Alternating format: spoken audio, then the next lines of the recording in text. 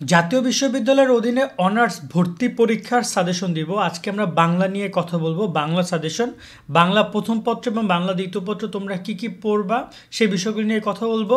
বিজ্ঞান বিভাগে বাংলা 20 নম্বরের পরীক্ষা হবে, 20টা কোশ্চেন থাকবে এমসিকিউ। আর মানবিক এবং ব্যবসা বিভাগে শিক্ষার্থীদের ওভারঅল 25 নম্বর থাকবে। সো তোমরা সবাই জানো তোমাদের কিন্তু 100টা এমসিকিউ আসবে, 35-এ পাস। সো বাংলা যদি তুমি 20টার মধ্যে 20টা এমসিকিউ অথবা 25টার মধ্যে 25টা এমসিকিউ তোমার হয়, তাহলে বুঝতেই পারছো বেশ দারুণ একটা নাম্বার তুমি এখান থেকে অ্যাচিভ করতে পারবা। আর বাংলার কোশ্চেন কেমন হবে বিষয়গুলো রয়েছে। তো চলো আমরা একটু বাংলা প্রথম পত্র এবং দ্বিতীয় পত্রের সাজেশনটা দেখি নিয়ে তোমরা আসলে কী কী পড়লে তোমাদের এমসিকিউগুলো কমন পাবা। আবারও বলছি, এখানে কোনো কাটমার্ক নাই, মানে কোনো মাইনাস হবে না। তোমার যতগুলো অ্যান্সার হবে তুমি ততগুলোই মার্ক পাবা, কিন্তু মাথায় রাখবা যে তোমাকে সর্বোচ্চ সুন্দর করে অ্যান্সার দিতে হবে, সর্বোচ্চ যেন নম্বর অ্যান্সার তুমি দিতে পারো এবং সঠিক হয়। কারণ এখানে অনেক জায়গা থেকে প্রশ্ন আসার মতো রয়েছে। যেহেতু বাংলার ক্ষেত্রে সিলেবাস মেনটেন করা হয় এবং 2015 সালে লাস্ট পরীক্ষা হয়েছে, 14 সালে, এরপর আর কোনো পরীক্ষা হয়নি। সো বিগত সাল থেকেও যে বাংলার খুব বেশি আসবে তা কিন্তু না, কারণ গত 10 বছরে বাংলার অনেক কিছু চেঞ্জ এসেছে।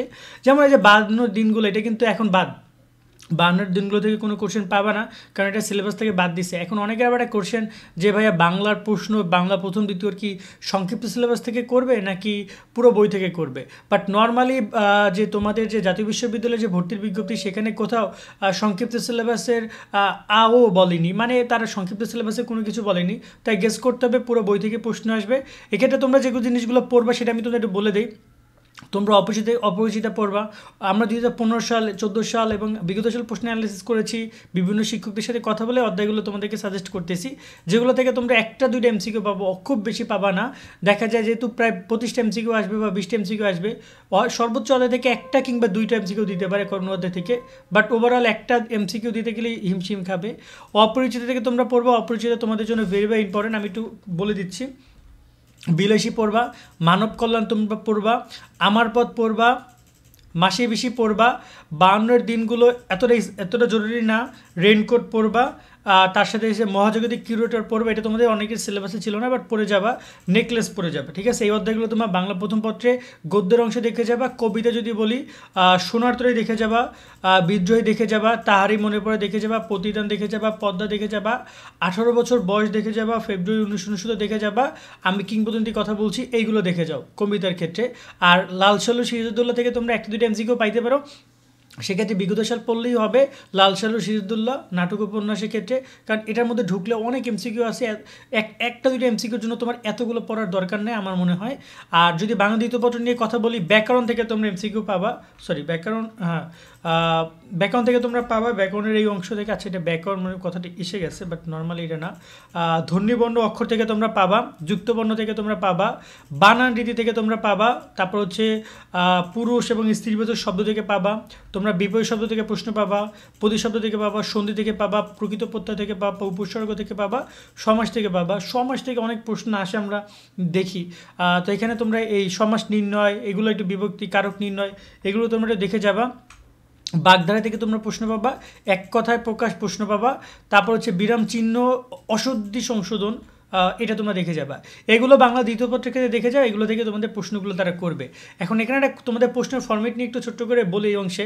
দেখো, জাতীয় বিশ্ববিদ্যালয় ভর্তি পরীক্ষার ক্ষেত্রে তারা যেহেতু মানে বিজ্ঞপ্তিতে খুব বেশি সিলেবাস নিয়ে তার কথা বলেনি, সো প্রশ্ন অনেক সময় দেখা যায় একটু এদিক ওদিক থেকেও আসতে পারে। তোমরা চেষ্টা করবা আপডেটেড বইগুলো পড়ার, যে বইগুলোতে তথ্যগুলো আপডেট করা রয়েছে, মানে ধরে নাও যে বর্তমানে যে বইগুলো রয়েছে, এবং বিশেষ করে মানে আগের প্রশ্নগুলো পড়লেও তুমি যদি বিগত সালের প্রশ্নের উপরে, এখানে আমি একটা বই দেখাচ্ছিলাম, তারাও তোমাদের যদি যে প্রশ্ন ব্যাংকগুলো আছে, এই টাইপের যে প্রশ্ন ব্যাংকের উপর তোমরা প্রিপারেশন নাও, চেষ্টা করবা যে প্রশ্ন ব্যাংকগুলোতে তোমার ইনফরমেশনগুলো কারেক্ট করা আছে। কারণ অনেক প্রশ্ন আছে যেগুলো তোমার কারেকশনের দরকার আছে, বিভিন্ন কবিদের লেখক পরিচিতি থেকে শুরু করে সব কিছু। সো তোমরা চেষ্টা করবে সেই বিষয়গুলো।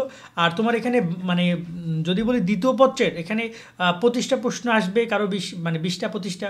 এখন অনেকে বলতে পারো প্রথম পত্র থেকে কতটা আসবে, দ্বিতীয় পত্র থেকে কতটা আসবে। দেখো, ওইরকমভাবে আমরা একদম অ্যানালাইসিস করে তো বলা যায় না, বাট আমরা কোনো দেখেছি পাই টু পাই সমান সমান আসে, কোনোটা 12টা কোনোটা 13টা এমনভাবে আসে। বাট দ্বিতীয় পত্র থেকে প্রশ্ন একটু বেশি আসার সম্ভাবনা থাকবে। 13টা 14টা পর্যন্ত দ্বিতীয় পত্র থেকে প্রশ্ন আসে এবং তোমরা একটু বেশি করে বানান এবং হচ্ছে বিপরীত শব্দ, সন্ধি, তারপর হচ্ছে অশুদ্ধি, বাগধারা, এগুলো তোমরা একটু দেখে যাবা, বিরাম চিহ্নটা দেখে যাবা, এগুলো তোমরা দেখে যাবা, এগুলো থেকে তোমরা একটু বেশি প্রশ্ন পেতে পারো। আবার দেখা যায় যেহেতু তোমরা যদি যারা পড়াশোনা করবা, তো বিগত সাল পড়লে তোমরা অনেকটা বুঝতে পারবা যে কেমন প্রশ্ন তারা করতো, বাট তারা মনে হয় বিগত সাল থেকে ফর্মেটটা তারা মেনটেন করবে। তো আজকের মতো আমরা আপাতত বাংলা সাজেশনটা এখানে শেষ করছি। তোমাদের পরবর্তী কোন বিষয়ে সাজেশন দরকার কমেন্টে জানার চেষ্টা করবো, সে বিষয়ে কথা বলার।